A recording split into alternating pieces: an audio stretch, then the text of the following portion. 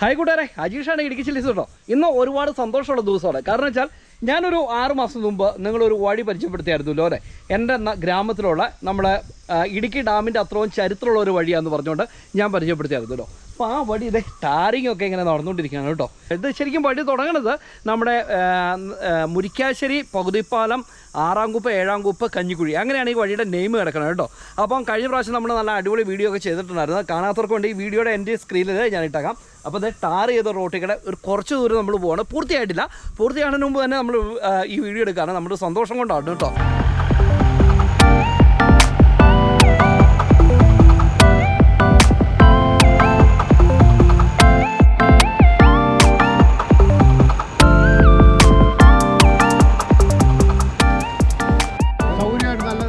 സന്തോഷമുണ്ട്. ഞങ്ങൾക്ക് 10-50 വർഷക്കാലമായിട്ട് ഇങ്ങനെ ഇവിടെ ഈ കഷ്ടപ്പെട്ട് കുഴികളും കാടങ്ങളും കയറി ഇറങ്ങിയോണ്ട് ഞങ്ങൾക്ക് ടാറിങ് വേണ്ടി ഏറ്റവും നല്ലതല്ലേ, നല്ലൊരു ഉപകാരമെന്ന് ഞങ്ങൾക്ക് പറയാം. ശരിക്കും ഇടുക്കി ഡാമിൽ നിന്ന് കുടിയിറക്കിയ ആളുകളാണ് ഇവിടെ. ഇടുക്കി ഡാം അയ്യപ്പങ്ക പ്രദേശത്ത് കുടിയിറക്കി വന്ന ആൾക്കാരെ ഇവിടെ കിടക്കുന്നത് 50 വർഷത്തിന് മുകളിലാണ് ഇവിടെ വന്നത്. 50 വർഷത്തിന് മുകളിലായി. ഇപ്പോഴാണ് നമുക്ക് റോഡായിട്ട് വരുന്നത്. സന്തോഷം ചേട്ടാ, നല്ല സന്തോഷം. നല്ല റോഡും കാര്യങ്ങളും വന്നതിൽ കുഴപ്പമൊന്നുമില്ല. അടിപൊളി ടാറിങ്. അപ്പോൾ മഴക്കാലത്തിന് മുമ്പ് തീർക്കണം.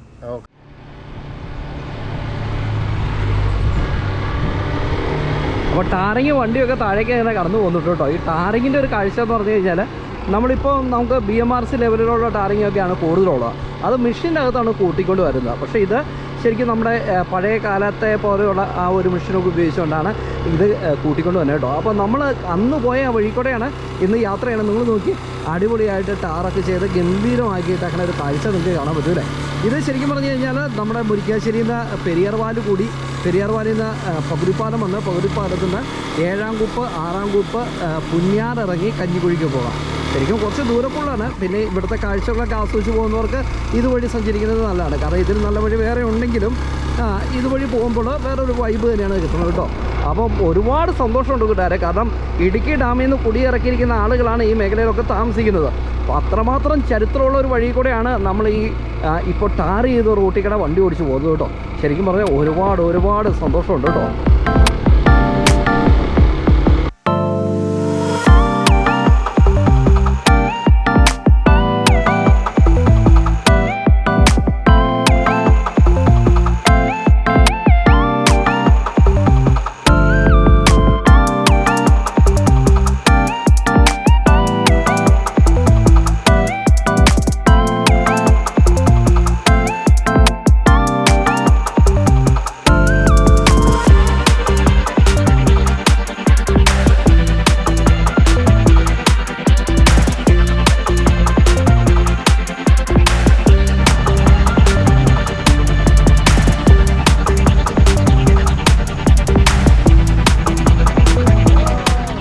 അപ്പോൾ അതെ ഇങ്ങനെ ടാർ ചെയ്യാനുള്ള മിറ്റിൽ അതിൻ്റെ മേളിൽ ഏറ്റവും ചെറിയ മിറ്റിലാണ് ഇപ്പോൾ കൊണ്ടുപോകണം കേട്ടോ. ആദ്യം വലിയ മിറ്റിൽ കൂട്ടിയിട്ടു. അത് നിലവിൽ നമ്മൾ മിറ്റിലൊതുക്കി വെച്ച് ഒതുക്കി അതിനുശേഷം ചെറിയ മിറ്റിൽ ഗ്രാവൽ എന്ന് പറയും, ഗ്രാവലിൻ്റെ മേളിൽ വിരിക്കുവാൻ വേണ്ടിയാണ് ഇപ്പോൾ കൊണ്ടുവന്നേക്കണേ. കണ്ടോ, അതിനുള്ള ഒരു പണിപ്പുരയാണ് ഇവിടെ നടന്നുകൊണ്ടിരിക്കുന്നത്. നമ്മുടെ മിറ്റിലൊതുക്കി എന്നാണ് ഇതിന് പറയണതെന്ന് എനിക്കറിയത്തില്ല. എന്നാണെങ്കിലും റോളർ അങ്ങനെയാണ് ഇത് ഞാൻ കേട്ടങ്ങനെ കേട്ടോ. ഇപ്പോൾ നിലവിൽ റോളർ സൈഡൊക്കെ ഇങ്ങനെ ഒതുക്കിക്കൊണ്ടിരിക്കണം. ഒരു കാഴ്ചയൊക്കെ നമുക്ക് കാണാൻ പറ്റും കേട്ടോ. ഈ മിറ്റിലൊതുക്കിയൊക്കെ പഴയ കാലഘട്ടത്തിൽ പല സിനിമയിൽ നിങ്ങൾ കണ്ടിട്ടോ അല്ലെ, ബ്രേക്ക് പോയി പോകുന്ന ചിത്രമൊക്കെ. ഞാൻ അങ്ങനെ പെട്ടെന്ന് എൻ്റെ മനസ്സിലേക്ക് ഓർമ്മ വന്നത് അതാണ് കേട്ടോ. പക്ഷേ ഈ ഒരു സാധനം എന്ന് പറയുന്നത് പഴയ കാലഘട്ടത്തിലും ഈ കാലഘട്ടത്തിലും ടാറിങ് ലെവൽ ചെയ്ത് ഉറപ്പിക്കാൻ വേണ്ടി ഉപയോഗിക്കുന്നതാണ്. ഇതിൻ്റെ ടയറിനുള്ളിൽ ഏകദേശം ഒരു 60% വെള്ളമാണെന്നാണ് എൻ്റെ ഒരു അറിവ്.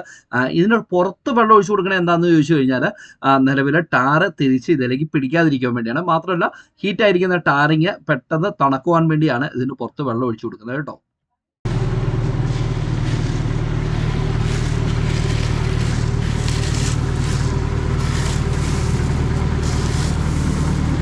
അപ്പോൾ എന്താണെങ്കിലും നമ്മുടെ ഈ വഴി പണിത് പൂർത്തിയായി കഴിയുമ്പോൾ നമ്മൾ ഇതിലൂടെ ഒരു റോഡ് ട്രിപ്പ് നമ്മളെ എല്ലാവരെയും കൂട്ടിക്കൊണ്ട് നമ്മൾ പോകും കേട്ടോ.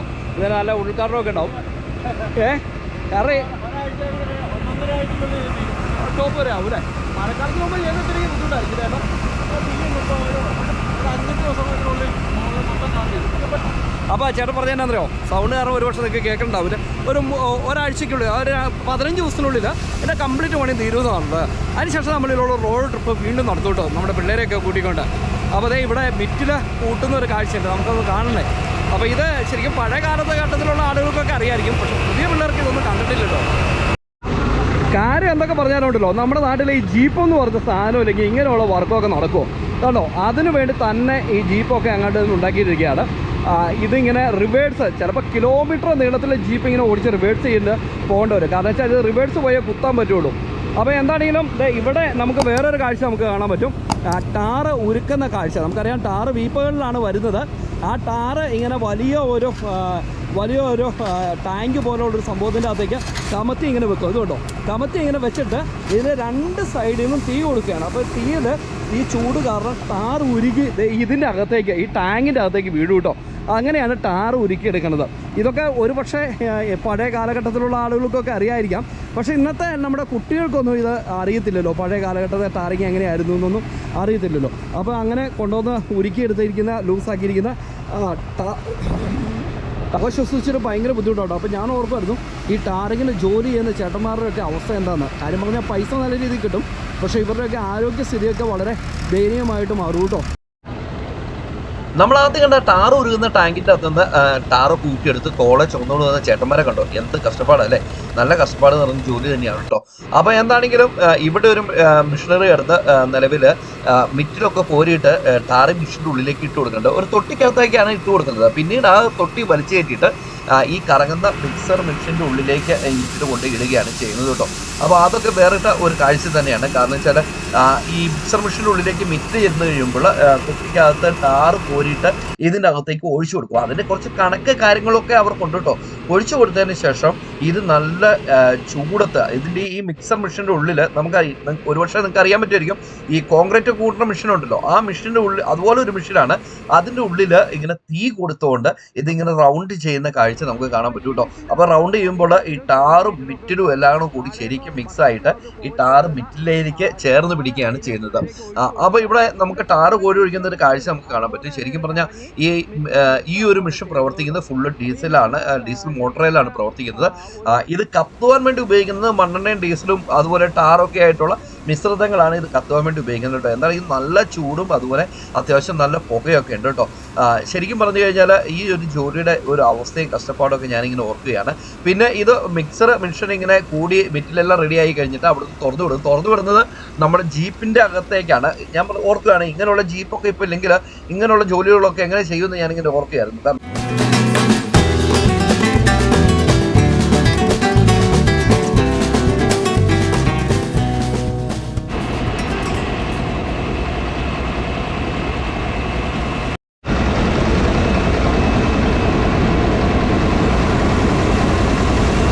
ശരിക്കും ഞങ്ങൾ വഴി സൈഡിലായിരുന്നു ആദ്യമൊക്കെ താമസിച്ചുകൊണ്ടിരുന്നത് എൻ്റെ ഒരു ചെറുപ്പ കാലഘട്ടത്തിൽ.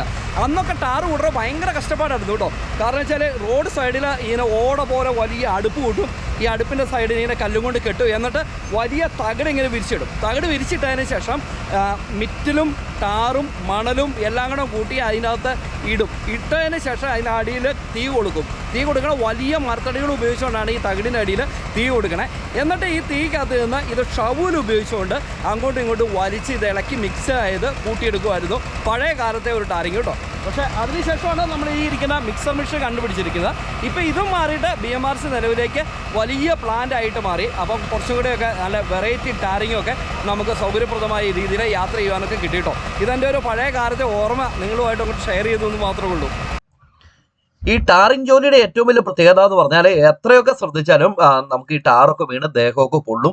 ഇപ്പം ഇവിടെ നിൽക്കുന്ന ഒരു ഭായിയുടെ കൈയൊക്കെ പൊള്ളി നിൽക്കുന്ന കേട്ടോ. കണ്ടിട്ട് സങ്കടം തോന്നി. കാരണം ഇതുപോലുള്ള ചൂടത്തും നല്ല മുതുക് വെയിലത്തും നമുക്ക് പറയാൻ പറ്റും അല്ലേ.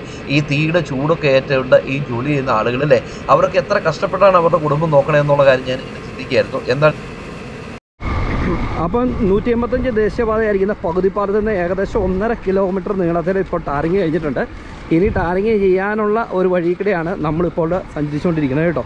അപ്പോൾ ഇതിൻ്റെ ഒരു മുഴു വീഡിയോ നമ്മുടെ ചാനൽ ഇട്ടിട്ടുണ്ട്. അപ്പോൾ ഈ കൂടെ ഞാൻ അതിൻ്റെ എൻഡ് സ്ക്രീനിൽ ഇട്ടേക്കാം. ആ ഒരു വീഡിയോ നിങ്ങൾക്ക് പോയി കാണണം. വളരെ മനോഹരമായിട്ടുള്ള ഒരു ആംബിയൻസിലുള്ള കാഴ്ചകൾ ഉൾപ്പെടുത്തിക്കൊണ്ട് ചെയ്തിരിക്കുന്ന വീഡിയോ ആണ് കേട്ടോ. അപ്പോൾ നമുക്ക് ഈ വീഡിയോ ഇവിടെ അവസാനിപ്പിച്ചാലോ.